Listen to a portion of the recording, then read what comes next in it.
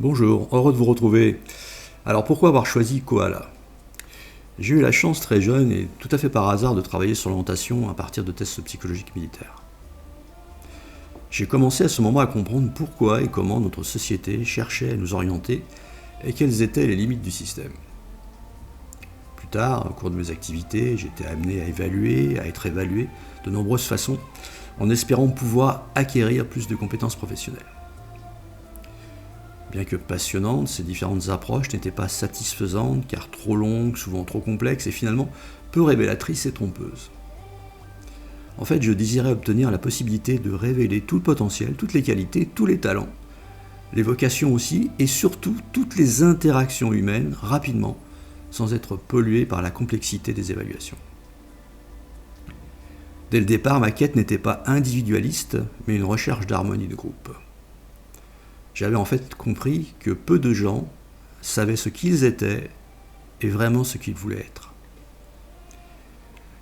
Le réel bénéfice que l'on pouvait obtenir de telles recherches était le plaisir d'être en harmonie avec soi-même et avec le groupe et de trouver la place qui vous revient. Ne pas tomber dans le piège de vouloir rentrer dans un moule, mais laisser toute la place à sa personnalité. Ma première grande révélation était la double astrologie avec notre surprenante américaine Susan White. Avec ses 144 combinaisons, 12 x 12, 12 signes solaires et 12 signes lunaires, j'avais enfin un moyen d'introspection à la seule connaissance de la date de naissance.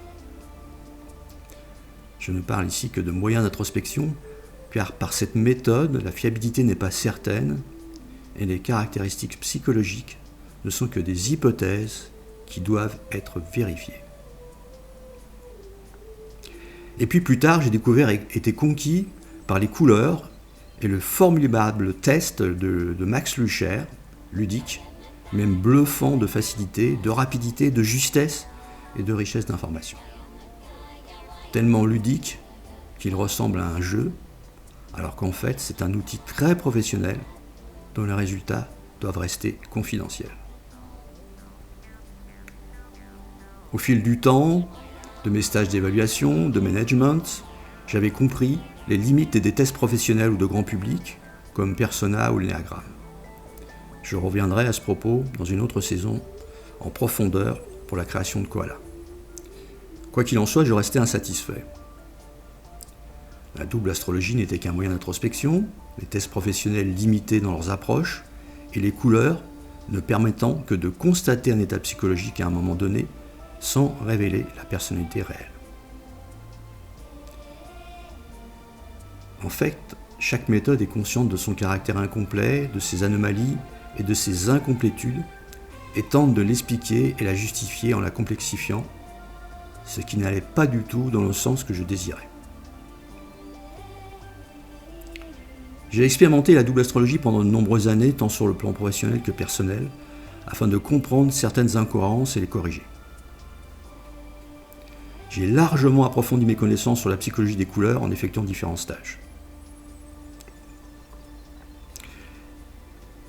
J'avais donc à ma disposition à cet instant un grand nombre de moyens pour créer le processus de Koala, mais je les considérais encore comme insuffisants. Il me manquait une pièce à mon puzzle pour apporter la fiabilité indispensable. Et j'ai eu la chance de la découvrir fortuitement en rencontrant M. Jean Dobony et sa manutypologie. Une approche absolument époustouflante. Je disposais enfin de tous les ingrédients pour réaliser Koala. L'introspection, la fiabilité, la facilité, la rapidité.